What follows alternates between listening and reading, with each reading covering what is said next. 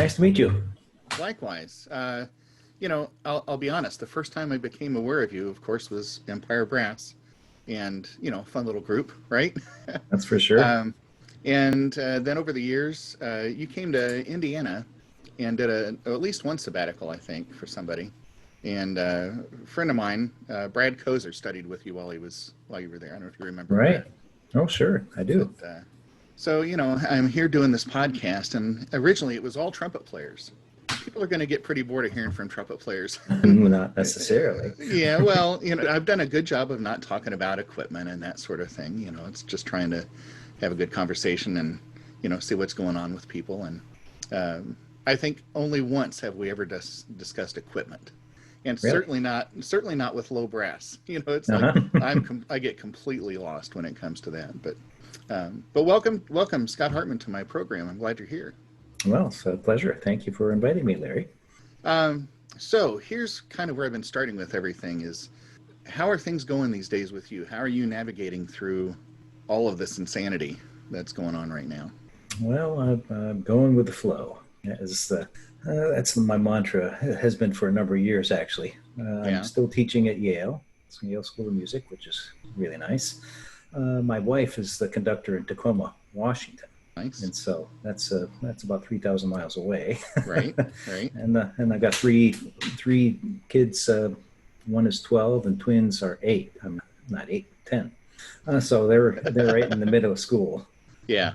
So we decided to move our home base to Washington, D.C. Not Washington, D.C., Washington State, near Tacoma. And so is that where you are now? Well, we drove back about a month ago. After being away for three and a half months, we all drove back to spend some time here in Connecticut. We've got a house in Connecticut still. Yeah. So we'll be here for the better part of a month, and then slowly migrate back. We're driving. We didn't want to fly. Yeah, I can't imagine flying anywhere right now. I mean, it's already bad enough pre-COVID, right? I mean, you get sick anyways. But so what's school look like for you guys? I mean, for yourself, is Yale going back in person, or are they doing online? Well, they've been really trying to work out a hybrid system out where they're not pressuring faculty to teach in person if they have health issues or reasons where they would rather not. And same for students. So I'm trying to work with this hybrid system as well. My particular problem is that the family's in Washington State, and I'm going to stay here, teach, and see my students in person before we migrate back, and then hopefully take another drive back by myself and do some more teaching during the semester. So otherwise, I'll be teaching online. Yeah, and your kids, are they going to be in school? Online. Yeah, it's all online for them. Yeah. Mm-hmm. And it's interesting. Out of our district, only 16% have chosen to go online, which I'm really surprised. I thought it would be a much larger percentage. So. People have to work. That's I presume a major driver. Yeah. Mm-hmm. Well, and it's fortunate because, here I am. I can work from home. Mm-hmm. My wife owns a screen print shop. It's downstairs in the basement, so we can still try to get stuff done that way. So. I haven't done my homework properly. I expect a trumpet player and a teacher. I am. Yeah, I teach at the University of Indianapolis, small school. Great. And it's also my alma mater, which I think is pretty cool, to be able to go back and teach. So. Oh, yeah. You mentioned your wife's a conductor.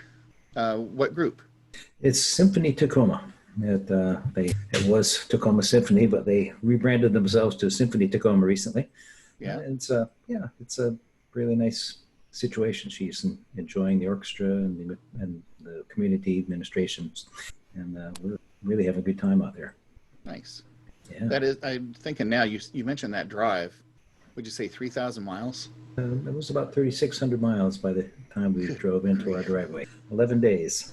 But do you zone out on those, or do you listen to a lot of music or podcast, or how do you pass the time there? Well, it's different when you're traveling in a van with the family. Yes, right. Yeah, right. Yeah. So a bunch of audiobooks, a little bit of zoning out, but surprisingly little. Usually when I travel, I love to listen to podcasts. Mm-hmm. So I'm a fan of podcasts. So, I am too.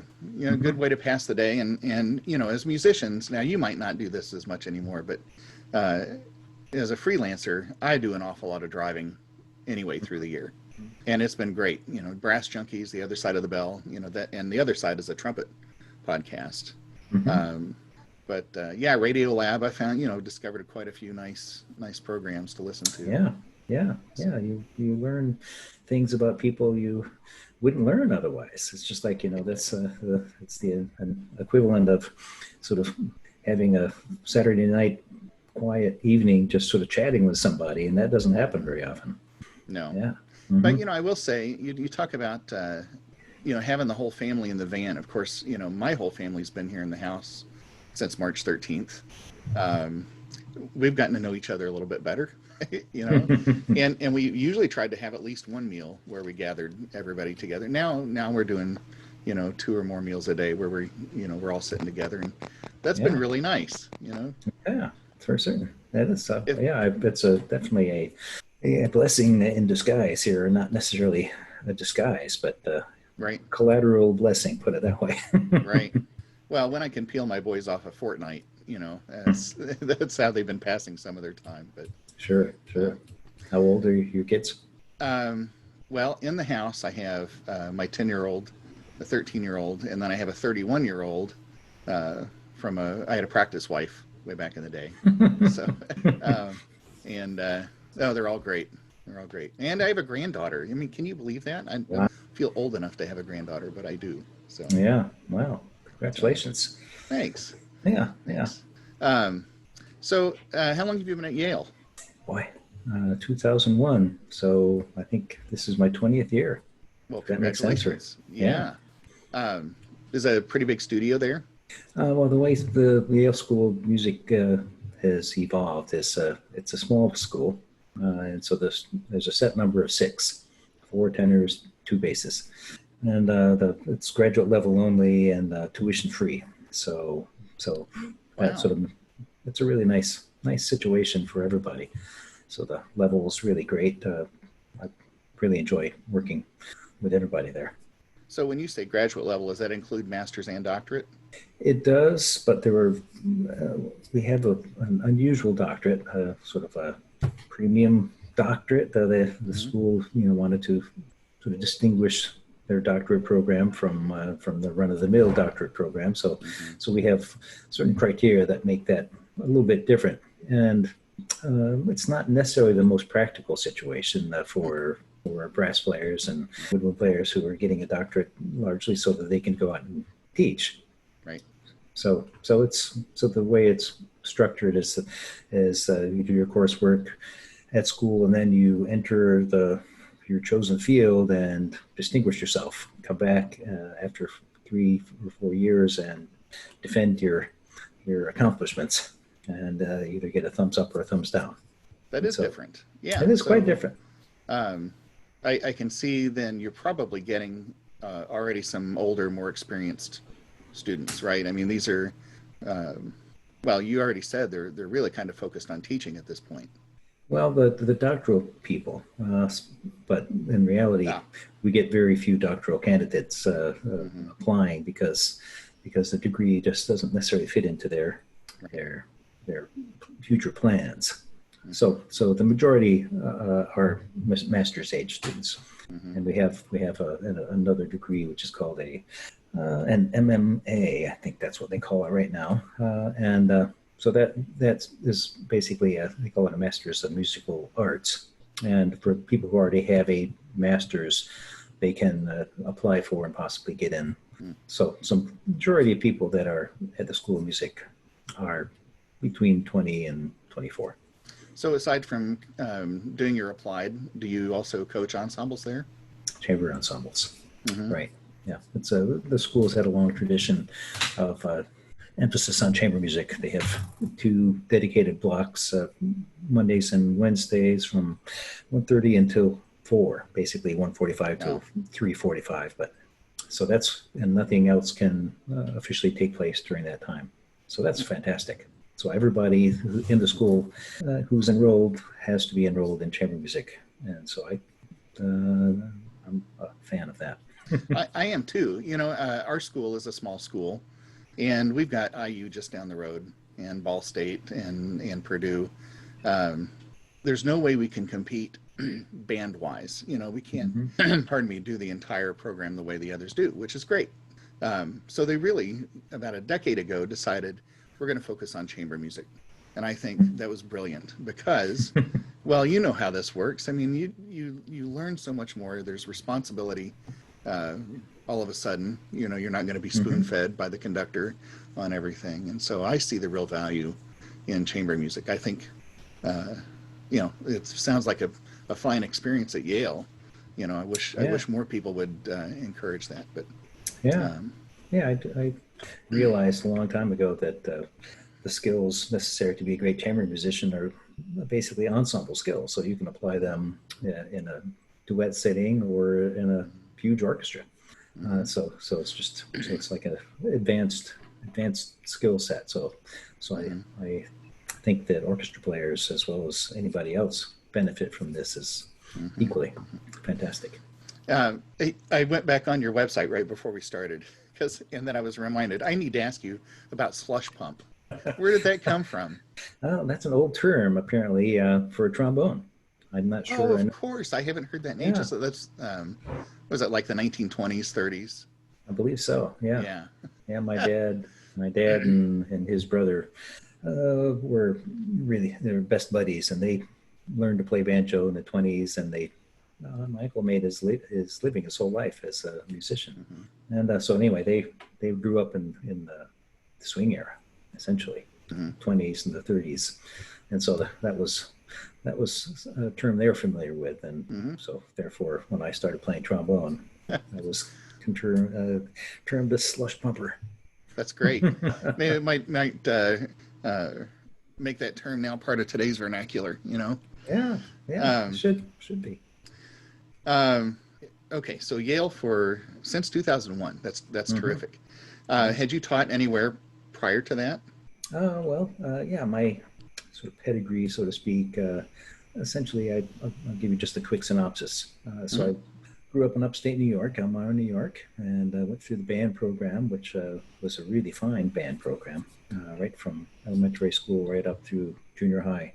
And the whole region was sort of in a golden age of band instruction and playing, I'd say.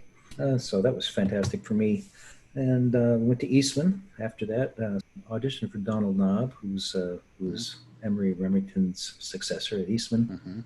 I think a lot of people recognize that Eastman was one of the major trombone factories, schools, incredible, thanks to Emery Remington, plus it's a great school, but he taught there, I think, close to 50 years.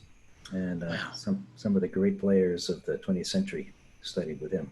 And as did Donald Knobb, and he succeeded him as a teacher, but he accepted me to the school, but by the time I showed up in the fall, he'd moved to University of Texas. So I never studied with him. You stayed at Eastman? I did, yeah. I did my undergrad, studied with John Marcellus, which was fantastic. Had, amazing peers at the school. I can go through a list of them. Steve Witzer, Mark Lusk, John Fedchuk, Kim Schnarberg, just like a huge, amazing list. Mike Davis, Phil Koga. Mike Davis is a hip bone? Michael Davis, yeah. Very cool. Yeah. It was just, just an amazing list of trombone players. So that was a primary benefit to me, certainly, just to be around these people and to realize what people of my age can do. And so it kept me practicing. So I did my master's, music ed and performance. I was out for a year, and my first job was Empire Brass. And Empire Brass at that point was in residence, chamber music residence and some teaching. Right. And that was at Boston University. So I joined there in 1984 and taught there until 2005, actually. Wow. And in between time, I was also at New England Conservatory for I think 3 years, maybe 4 years, Mm-hmm. 93 through 97, 98, 99. Maybe it was 5 years. And I was a faculty member at Indiana University for 3 years. So I No wasn't kidding. on. I thought maybe it was a sabbatical. That shows what I know. So Yeah. Well, no, it wow. was. That was my first full-time teaching job, and I kept my adjunct positions in Boston at that point, Yeah. and just turned out I had a lot of roots in Boston. I loved New England, and ended up Boston University created a full-time position, and I won that position, and that's what Mm-hmm. pulled me back. Mm-hmm. And so, and then did that for 1 year full time, and then the Yale position came open, and Alan Dean happened to be on a gig with Alan Dean, which was a funny gig actually. It was in I can't think of the town right now, but it'll come to me, in California, and they were celebrating. I think it was the centennial anniversary of an Armenian church. And David Ohanian of the Canadian Brass, formerly of the Empire Brass, a colleague of mine from the Empire Brass, they contacted him to put together a quintet of Armenians to play at this church. So there was David Ohanian, Sam Palafian played, Yeah. and so those were the two Armenians, and then Alan Dean, who's not Armenian, and Yeah. Tim Morrison, very un-Armenian, and myself. Right. So anyway, that was the gig that Alan just brought it to my attention that there was an opening there. John Swallow was retiring. So it turns out that I got that gig and did full time at BU for 4 years or so. Yeah. And decided that it seemed a little bit too much like work, Yeah. 5 days a week of full time teaching. So I jettisoned that job, got married, and I've been at Yale full time, or not full time. Wow.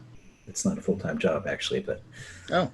so it's I get benefits, and it's a very nice position, but it doesn't take up 5 days a week, which is fantastic. Right. So how do you fill those other 5? Are you teaching independently or performing recitals, anything like that? Well, over the years, it's sort of obviously it migrated. Right now, with the kids being young, and my wife, she's a bit younger than I am, and her career's doing really well. So I'm doing a lot of fatherly duties for one thing. Mm-hmm. So And that's hard work. I know that. You know how it is. Yeah. Yes. Takes a lot of time, Yeah. washing, cleaning, cooking, just organizing. Nowadays with kids at home, helping them with the schoolwork and keeping them on track. So for a number of years, I sort of have scaled back my ambitions as a performer. Plus, the business has just imploded a bit. Tiny bit, right? Yeah. Even before COVID. So traditionally, what I do is I do a number of summer festivals. I teach at Chautauqua a couple of weeks, do chamber music there for a couple of weeks. Norfolk Festival, which is part of the Yale School of Music, their summer chamber music festival. A couple of weeks there. Mendez Institute, Rafael Mendez Brass Institute. Yeah. Yeah. That was was it last week or 2 weeks ago, right? Yeah, a couple of weeks ago. Yeah. Yeah. Really nice, fabulous bang for your buck, I think. Yeah. They do so many things there. So the summers get filled up, and then there's always something else that comes along. Playing the brass band at Battle Creek still. Oh, no kidding. Yeah. Yeah, small world. Of course, and you know Rex. Yeah, and I was going to say Lenny is, he's right down here in Indy, so exactly. I work with him occasionally in the studio. Great guy. Fantastic. Yeah. So that, and sort of a lot of trombone sort of centric things.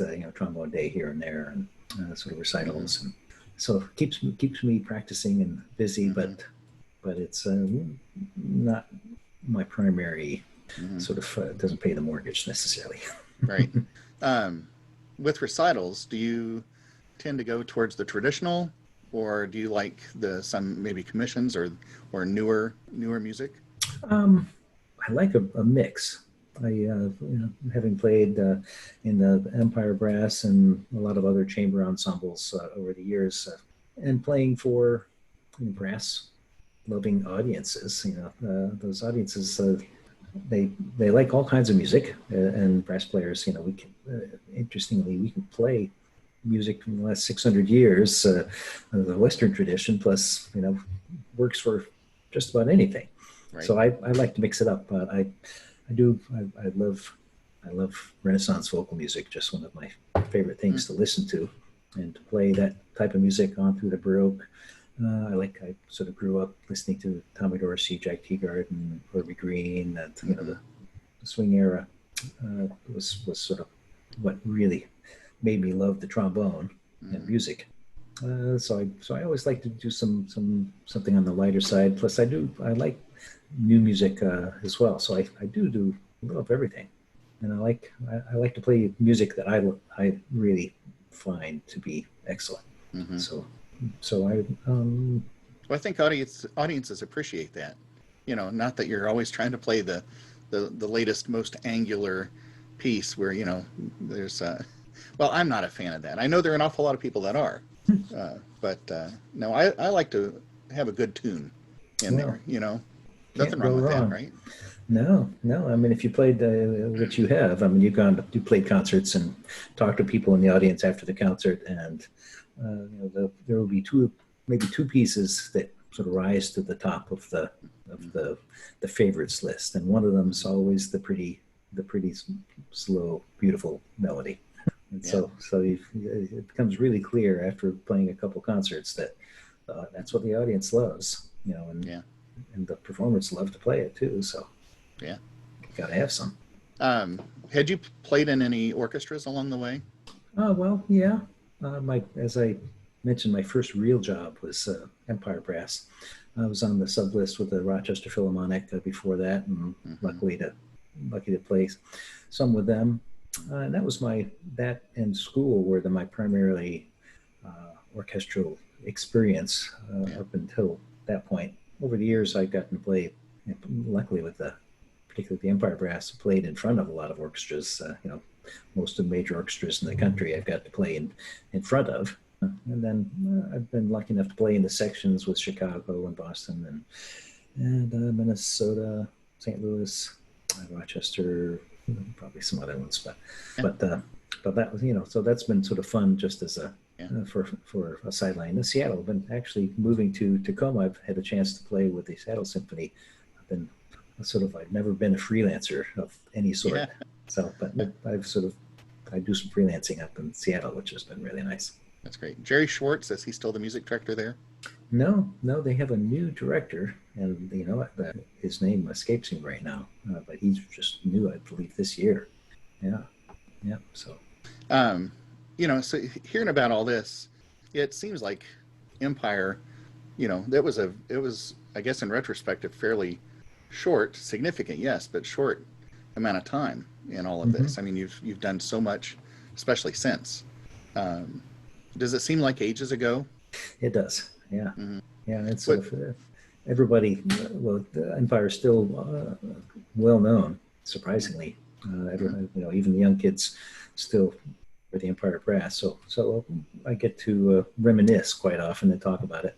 I'm not sure if you're aware. I played in this group called Proteus 7. Have you heard of Proteus 7? I've heard of that group. I didn't know you were part of that.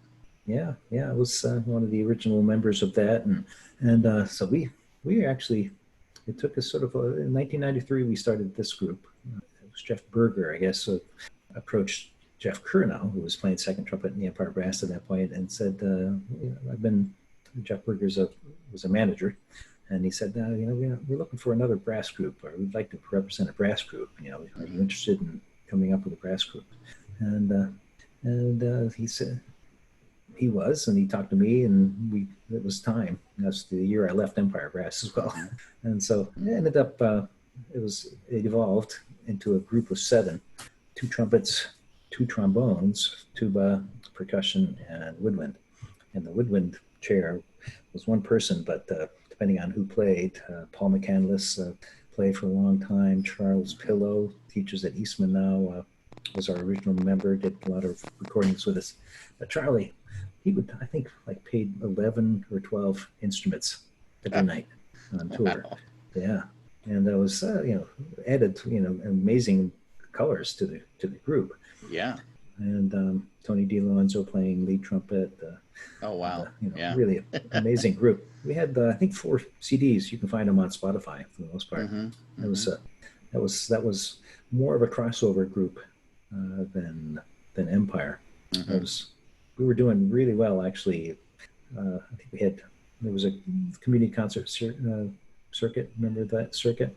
That's the circuit that Empire Brass sort of cut their teeth on. Same with the Mm-hmm. Dallas Brass and Canadian Brass. And so we were on that circuit, and I think it was maybe 2005 or six. Um, that circuit was still going strong, and I think we had the most concerts of any group on that series. We had like 70, 75 concerts that Wow. year. Yeah. So we were doing really well. But Mm-hmm. then the business imploded. Community concerts there was a big scandal. They went bankrupt.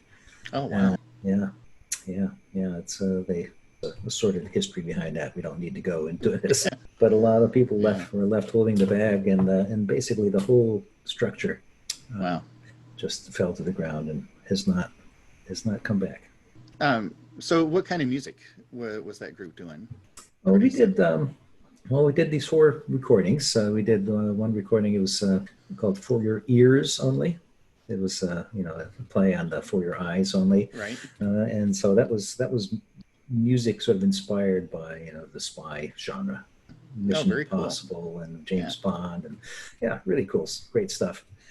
Tony DiLorenzo, or Anthony DiLorenzo, amazing trumpet player, really fine composer, and so he was our resident composer as well as our lead trumpet player, and so he always did some originals for our recordings. So that was our first one, "For Your Ears Only." We did a Leonard Bernstein tribute. We did a cha-cha album. It was really fun, very fun. And what was ours? Blanking out right now.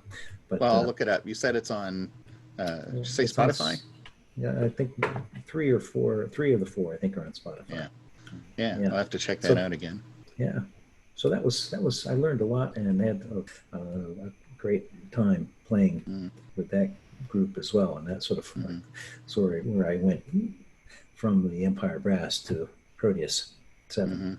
So I'm curious about Empire. How I vaguely remember a story that Sam had told about how Bernstein had just kind of pointed, and said, "Okay, you're going to be in a group. You're going to be in this group. You're going to be in this group." Is that a pretty loose interpretation of how that happened? Well, that was before my time. So. Oh, that's right. You weren't the original trombone player, right? No, I think I was number 13. Hard to believe that, or was that 9? Maybe I'm exaggerating. Maybe it was 9. It was actually, the group had been together and played together for 13 years at that point, but I was the 9th trombone player. Wow. And then I stayed for 9 years. Wow. Yeah.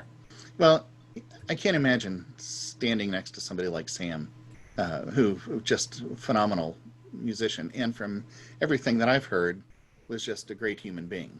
Yeah. Did you know any of the guys in the group before you got in there? No.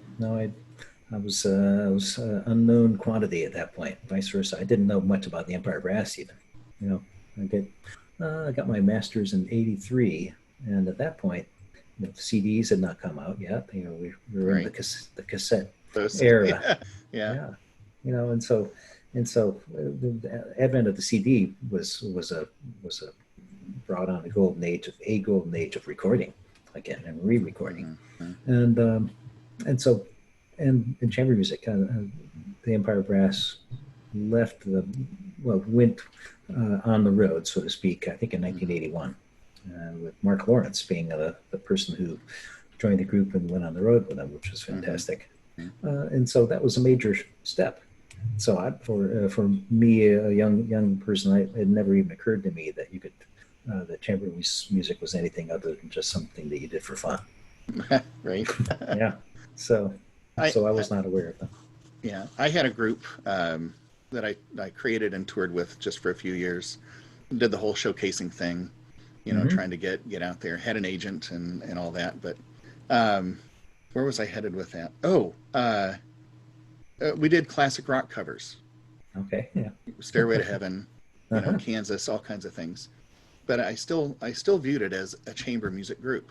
Here we are, a brass quintet plus drums, you know, but it's not a band. It is a Mm-hmm. band, but Mm-hmm. still it required that same chamber music skills to do this. And it doesn't matter Yeah. if you're a recorder consort, right? Or Yeah. Manausal Brass is a chamber music group, Right. if Yeah. you look at it that way. So, Yeah. Yeah. It um, was interesting. The woodwind players in this group, Proteus 7, they mm-hmm, were obviously doublers. And so Charles Pillow, our first player, he went to Eastman, did his an arranging degree at Eastman, but was basically trained as a jazz musician. He plays mm-hmm, playing the double reeds as well as all the clarinets, saxophones, some flutes as well. Um, but he mentioned after working with our group, the rest of the brass players and our percussionists were all sort of conservatory trained mm-hmm, classical players. And he said, I've never ever rehearsed like this. We never do things like this in mm-hmm, our genre, like working on balance and blend and voice leading mm-hmm, and like you say, and it ended up being a lot of crossover and uh, lighter fare. mm-hmm. But that was one of the intriguing things for our woodwind players because they said, in our world we never do this. Right. And so I agree. It was chamber music. Talked to Gene Watts a couple of weeks ago, and Cool. of course, he played trombone the entire time with Canadian in performance. But he said, I really love euphonium, and I guess on some of the recordings, he actually played euphonium, which I thought was kind of mind blowing. It's.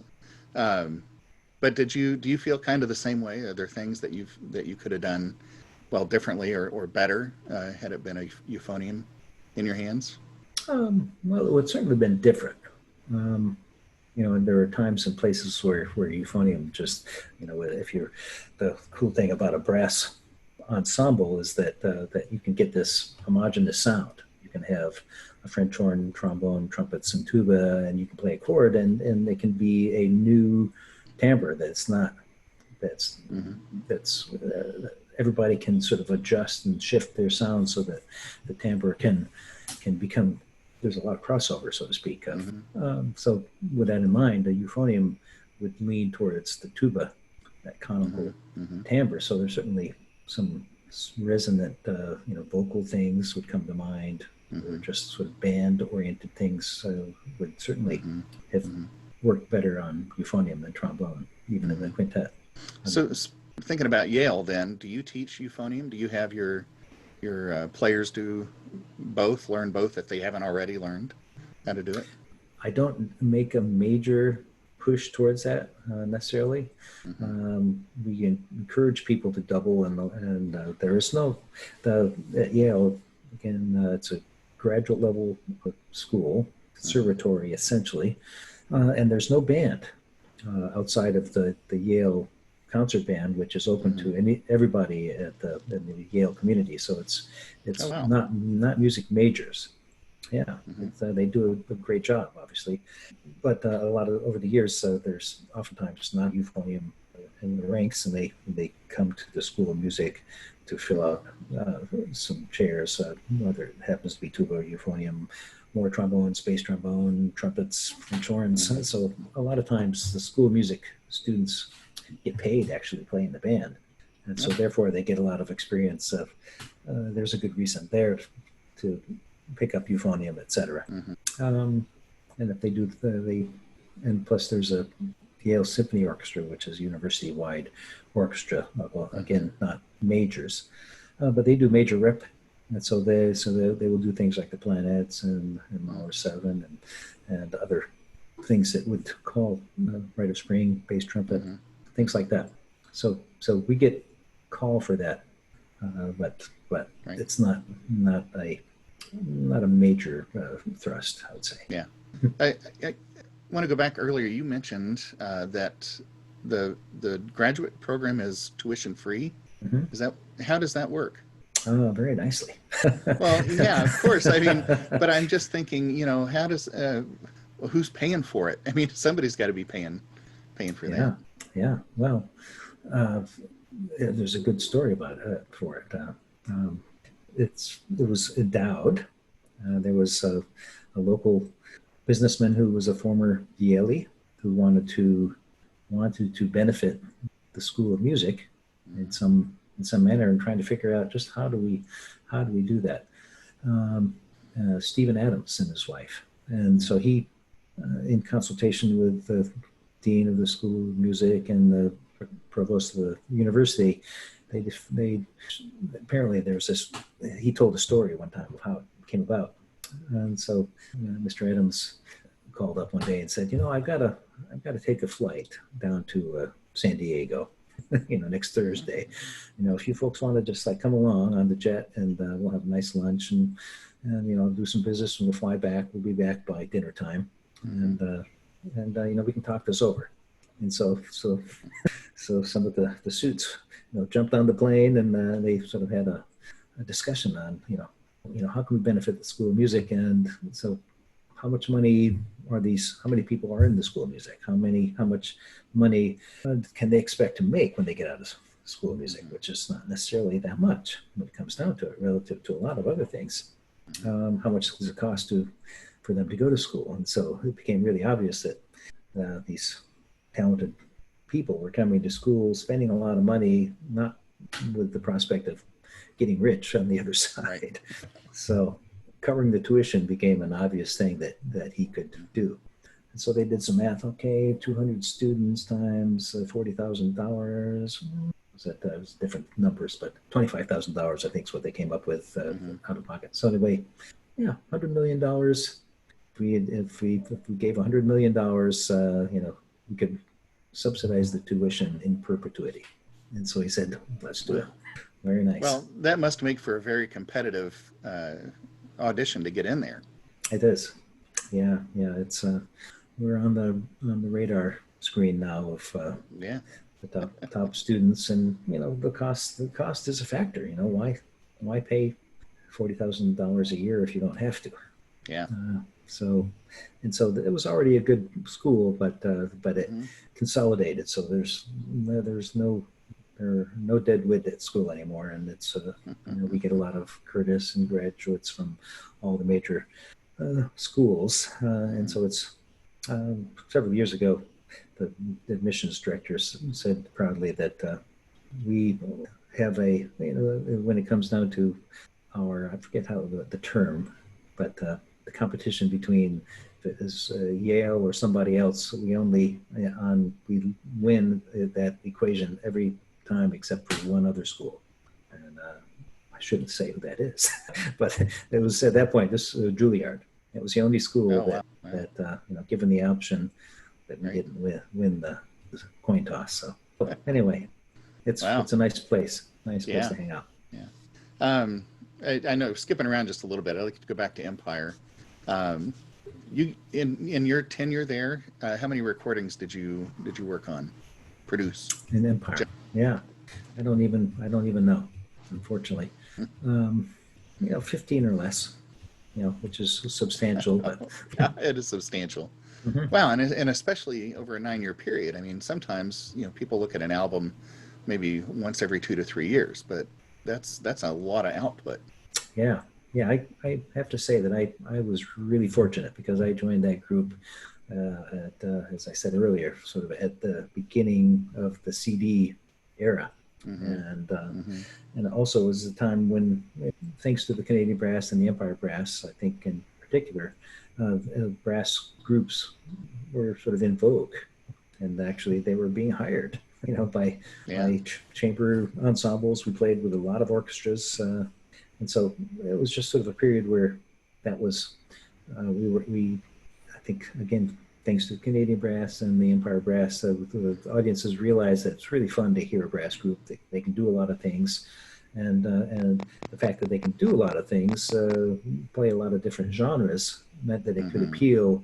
The presenters realized that this high quality ensemble can appeal to a broader audience and pull people in, and sort of like the lighter side of their season. We were considered, for better or for worse, sort of on the lighter side of the chamber music series. Yeah, but And not so, wider between the two groups. I mean, Canadian and Empire are still very different groups. You know, you guys didn't, you wore the tails, but you wore black shoes. You know, they wore a tuxedo and wore the tennis shoes. But, you know, to think about just the difference there, well, you guys, I think people view you as kind of that serious group. Not that Canadian wasn't. But yeah, I mean, but it's just great music. That's the other thing is it doesn't really matter what you're playing, right, if you perform well. And right. I think that's, you know, obviously the two groups were, well, and Canadian brass still sounds great, you know, even Right. with, Yeah. you know, that younger generation that they've got in there. But Yeah. Yeah. In the 70s, the Empire aspired to be a sort of a highbrow chamber ensemble, you know, and they made their, you know, they obviously played at that level and they made a name doing that. But then once they decided to break free and actually try to make a living, it became pretty obvious that in order to continue to get enough bookings to make a living, you had to appeal to a broader audience. And it just sort of like it was dictated by existence that one entertain lighter fare. And, you know, luckily we like to do it anyway, and people had a lot of experience doing that as well. But yeah, so we moved gradually towards that direction. Yeah. I'm kind of wondering what this is going to look like on the other side of COVID, you know, with, I just can't imagine, you know, orchestras are canceling their seasons, but that also means that, you know, if they were going to have somebody like Empire, Canadian Brass, or, you know, somebody else come through and be on there, everybody's getting killed on this. It's just, it seems like a long road to recovery after this. I hope not, Yeah. but, so. Yeah, it's hard. It's you know, we have a lot of time to sit and think about how things might be, you know, a year from now. Yeah. I think you know, this is not unprecedented. Certainly, you know, for centuries and centuries, pandemics and epidemics have been part of the fabric of life, and things sort of are put on hold for a while, and then you know, some things, you know, things come out and continue on their path, but certainly altered in some way. Yeah. So I think one of the alterations, I think that online has had a chance to develop more, and people become familiar with and learn some skills. And so I think things like your podcasts are certainly going to be more popular than ever. I hope so. Yeah, I hope so. yeah, and it's a great forum. Yeah, it was just like we've done some recently. I was working with the chamber or the Chautauqua Institution doing some mock auditions, and I think it's a great format for that. Actually, you know, the students at that point, for the most part, they submitted recordings, and then they got critiques from people from all, you know, from wherever they happen to be, but from various musical walks of life, and so all of a sudden the screens filled up with Roger Cos's face, and he's the principal horn in St. Louis, and he's telling us you know, things that from the perspective of the principal horn of the St. Louis Symphony, and then I say what I say, and so it was just really, and then you can interact, and in some ways it was more personal than a class like that in person. So anyway, there's going to be a lot of Well, I see a lot of potential in this too. For like, if I wanted to have you in as a do a master class for me, we could do it online. Yeah. You know, I could save, you know, and all of a sudden now, whatever budget I have to bring people in, you know, now I can get more people through the year because I don't have to pay travel costs or hotel or per diem, right? And I pay your fee and you show up, and so I see there's a benefit, you know, try to find the silver lining and all this stuff. Right. But, so yeah, it'll be interesting. Well, it already is interesting, Exactly. and a little bit terrifying. Right. Yeah. One thing that if I can just sort of put this idea out there that has been sort of obvious to me, but I think it's I have this is a test to see if I'm right. So for me, obviously I teach trombone, I play trombone. I love the interaction of playing music together and listening to music, but one reason that I do what I do is because I just love the process of doing it. I just like, yeah, I have the challenge of, this hunk of metal in my hands and trying to figure out how to make it do what I want it to do. Right.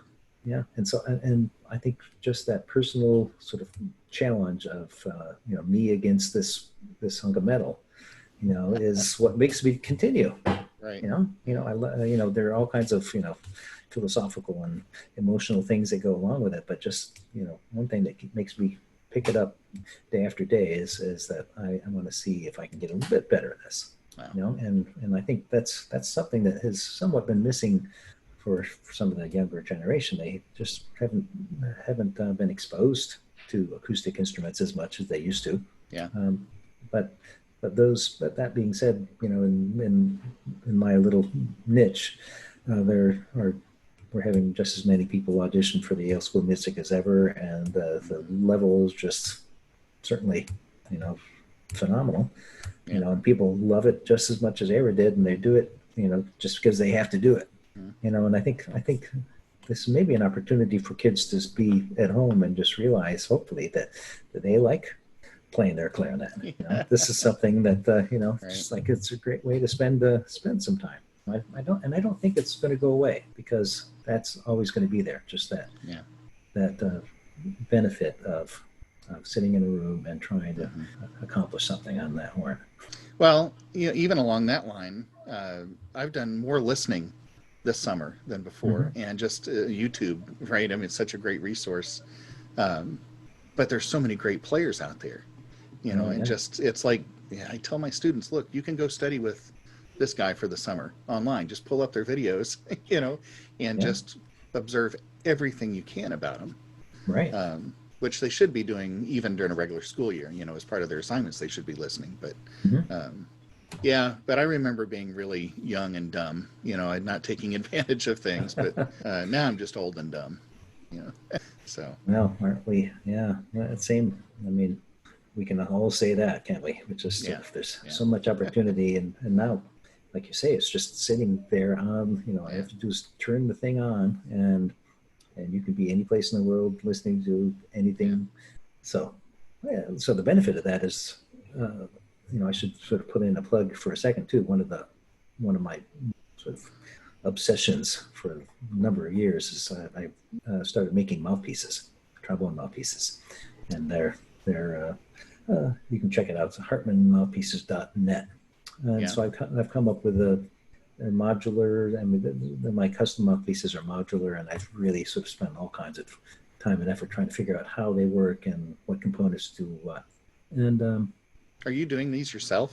You've got a shop to do that? Well, I've got a lathe in both places, but I have machine shops make like component parts that I have to sort of cut to size. And I'm trying to think of what got me on that tack there. What were we just talking about? Well, you were talking about the mouthpieces. And before that, and I'm trying to remember why I even brought that up. Oh, you said you were going to give a plug. It was a plug for your mouthpieces. Yeah, but something else sort of got me. Sorry. No, that's okay. But I was talking about the benefit of YouTube, and being able to go and watch. And Thank you. Yeah. So the thing is that the world is just so finite now. Now you can be, you're in Indianapolis, but you could easily be in Seoul. I mean, today I'm judging a contest for solo competition in Jeju, South Korea. So I'm actually essentially, by normal times, I would be sitting in South Korea, but I'd look just the same. The background would be different, but I'd be talking to you in real time. Right. So music and learning from people, being exposed to the whole world is just right there. It's just like there's no such thing as regional anymore. Same thing for the mouthpieces, I guess. So my market is the whole world. So considering that, maybe I consider myself a chamber musician, trombone chamber musician. It's just like, what a small market that is. Right. But so if you get together to meet. Yeah, well, that's right. Yeah. Right. Yeah. So it's I've got various chamber groups, and so right now, obviously, everything is sort of on hold. Yeah. But there's just another group that I played with and have been a member of, Millennium Brass Quintet. It was Vince DiMartino, Oh, Rick yeah. Dillman. Yeah, fantastic Yeah. group. Lisa Vinny was my Montgomery. first teacher. Ah, Yeah. what a I love him to death. He's the best. Yeah, he is. He was my my freshman jazz band instructor at Eastman. at Yes. Eastman. Yeah, yeah. It was just like blew me away. This guy is he's one of the great talents, obviously, and a great teacher, great person. Yeah. And so we just have so much fun, and we played. We just sort of get together, and we used to go to Greece and play this festival in Greece and play concerts, teach.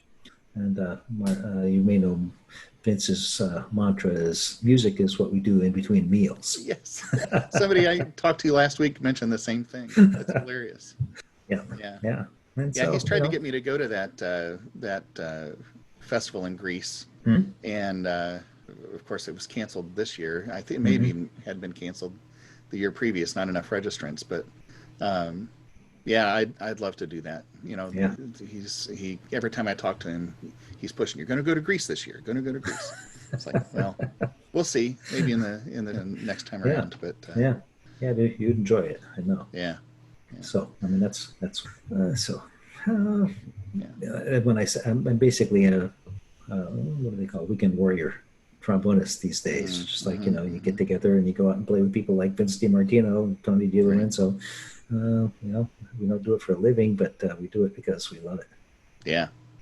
It's a reason to live, right? Oh yeah. Absolutely. Something to look forward to. It's hard to find something to look forward to these days. Yeah. So, well, I was looking forward to this interview, and I've had a great time. Me too. Well, I wish you the best in this coming year. I hope everything works out. And I'd say I'd meet you at a festival, but I don't go to the trombone festival. I go to the trumpet. Oh well, but, that's okay. Yeah. So. Those are arguably more melodramatic than the trombone versions. Yeah. Well, okay. So hang on a second. I just talked to. Well, I don't know if you know Chris Van Hoff. Is at Ball State. I'm actually talking to Chris tomorrow, but heck of a trombone. Well, I mean, he put together the 2019 or 2018 conference. I'd forgotten. Yeah, was it ITF in Muncie. Yeah. But then I had also talked to Christopher Bill, and I'm going to interview him in a couple of weeks. And both ends of the spectrum, right? On things, but. It's people like Christopher Bill who's just constantly putting out great content. It's like he's found his niche. He's found a way to make it through. Yeah. Stuff like this, right? That's the thing is the niches are still there. It's just like the world now is smaller. So you find out. I'm a fan of figuring out what you love to do and find your soulmates and follow your dream. That's your quote. I'm gonna put that on the T-shirt. Okay, your wife can do that in the basement. Yeah, it's been great. In fact, this is my favorite design. This is one. I don't know if you would appreciate that. Of course, yeah. But if you're a T-shirt guy, I mean, I don't know if you want trumpet player swag, but I'll send you one. Yeah. So. I should keep this in mind. With my mouthpiece and stuff, I need to make up some swag. So maybe your wife can help me. Yeah, she does designs too. And along that line, I'll tell you, this logo back here, Jeff Curnow did that for me. Jeff, so he's talented. Fantastic. He certainly is. Very cool. Yeah. So it's I found out he was a cartoonist, and I actually called him. I said, "Can you do a cartoon for a specific thing?" And he says, "Yeah, send me your logo." And I said, "Well, I don't really have a logo." He goes, "I'll make one for you." I said, "Great." Curnow as well. Oh, no way. That's great. He did that. It's part of Adam Fry and myself. I have to apologize. I had cut him off the cover there, but oops. That's great. But that's my when the camera's off on Zoom. That's what people. Yeah. Very cool. Well, Scott, thank you so much for the time this morning. It's been a lot of fun. Yeah. Well, likewise. I appreciate talking with you and getting to meet you.